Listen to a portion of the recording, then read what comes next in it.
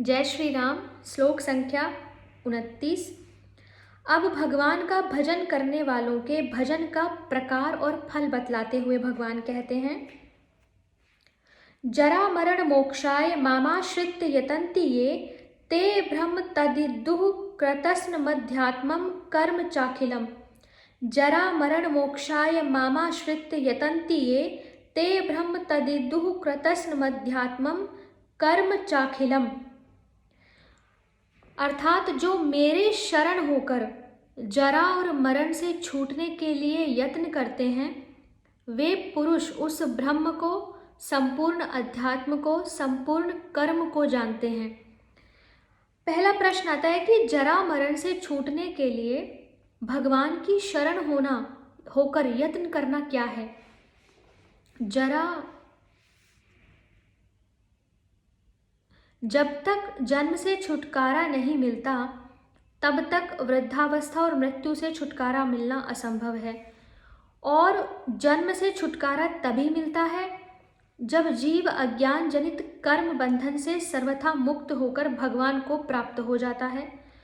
भगवान की प्राप्ति सब कामनाओं का त्याग करके दृढ़ निश्चय के साथ भगवान का नित्य निरंतर भजन करने से ही होती है।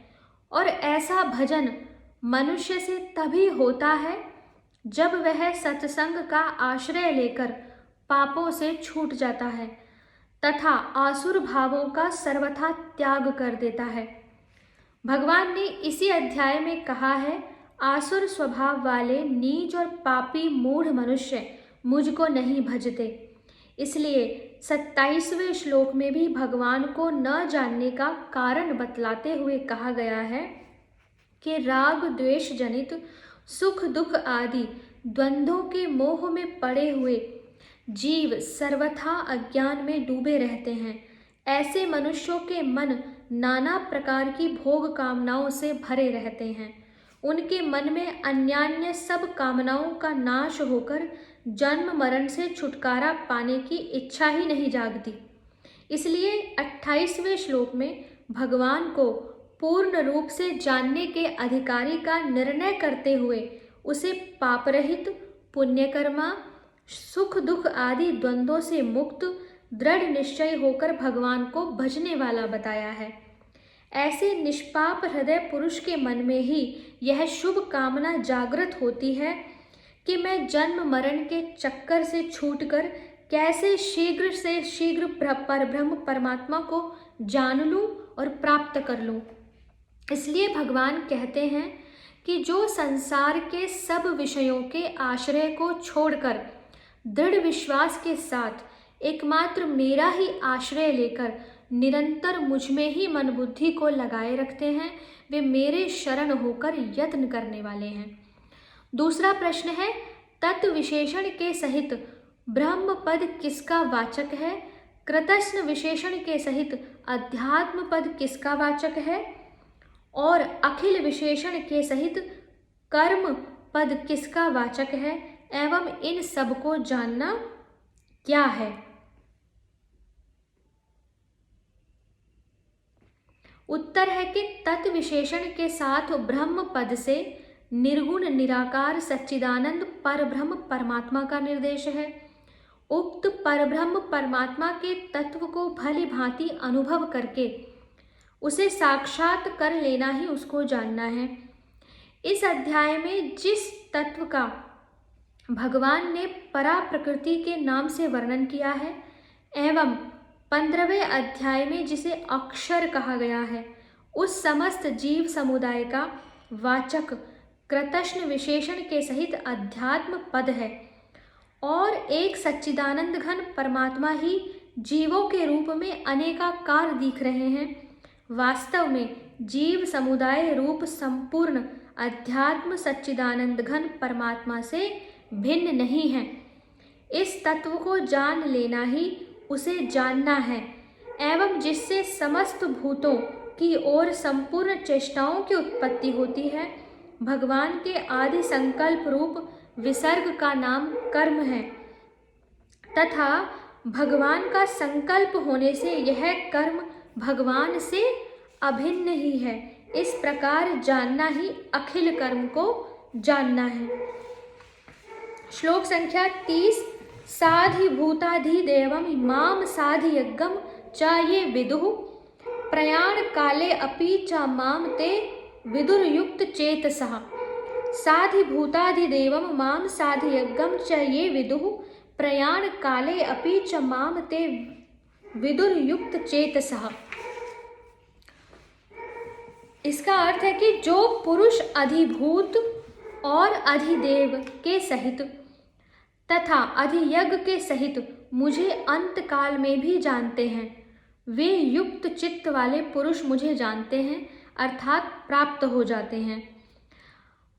प्रश्न है, अधिभूत, अधिदेव और अधियज्ञ ये शब्द किन किन तत्वों के वाचक हैं और इन सबके सहित समग्र भगवान को जानना क्या है?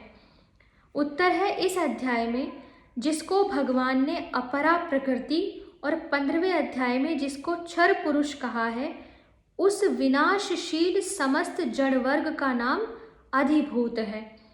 8वें अध्याय में जिसे ब्रह्मा कहा है, उस सूत्रात्मा हिरण्य गर्भ का नाम अधिदेव है। और 9वें अध्याय के 4, 5वें, 6ठे श्लोकों में जिसका वर्णन किया गया है, उस समस्त प्राणियों के अंतःकरण में अंतर्यामी रूप से व्याप्त रहने वाले भगवान के अव्यक्त स्वरूप का नाम अधियज्ञ है।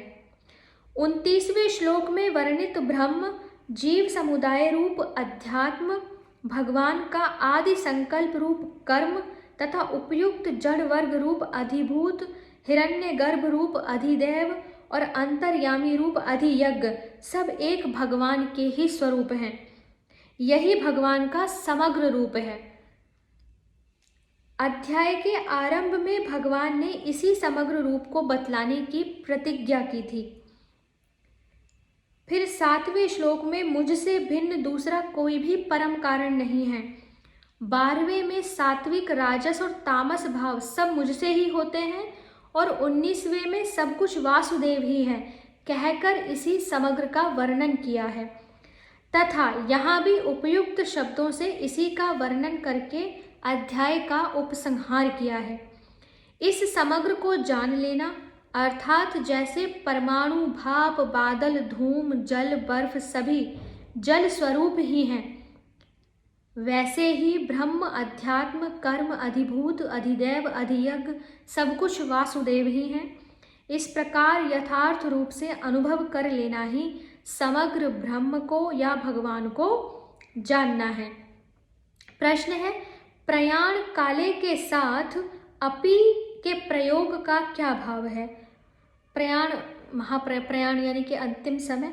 इससे भगवान ने यह भाव दिखलाया है कि जो वासुदेव सर्वमिति, सब जगह वासुदेव ही है, के अनुसार उपयुक्त प्रकार से मुझ समग्र को पहले जान लेते हैं, उनके लिए तो कहना ही क्या, जो अंत काल में भी मुझे समग्र रूप से जान लेते हैं, वे भी मुझे यथार्थ ही जानते हैं अर्थात प्राप्त हो जाते हैं। दूसरे अध्याय के अंत में ब्राह्मी स्थिति की महिमा कहते हुए भी इसी प्रकार अपि का प्रयोग किया गया है। ओम तत्सदिति श्रीमद्भगवद गीता सूपनिषत्सु ब्रह्म विद्यायां योग शास्त्रे श्री कृष्णार्जुन संवादे ज्ञान विज्ञान योगो नाम 7वां अध्याय। और इस प्रकार हमने 7 अध्याय पढ़े हैं। मैं बार बार आपसे विनती करूंगी कि आप, चाहे आपको समझ में आए या ना आए, आप वीडियो को सुने और भले ही ईयरफोन लगा लें और काम करते करते ही सुनने का प्रयास करें। फिर दूसरे चरण में जब आप एकांत में हो तब सुनने का प्रयास करें। मेरा मानना है कि आपको समझ में आना शुरू होगा और जब आपको समझ में आएगा तो आपके जो अंदर एक एंजाइटी है, एक जो विषाद है, वो धीरे धीरे ख़त्म होना शुरू होगा। तो 8वें अध्याय का प्रारंभ करेंगे अब हम अगले वीडियो में। हरे कृष्णा।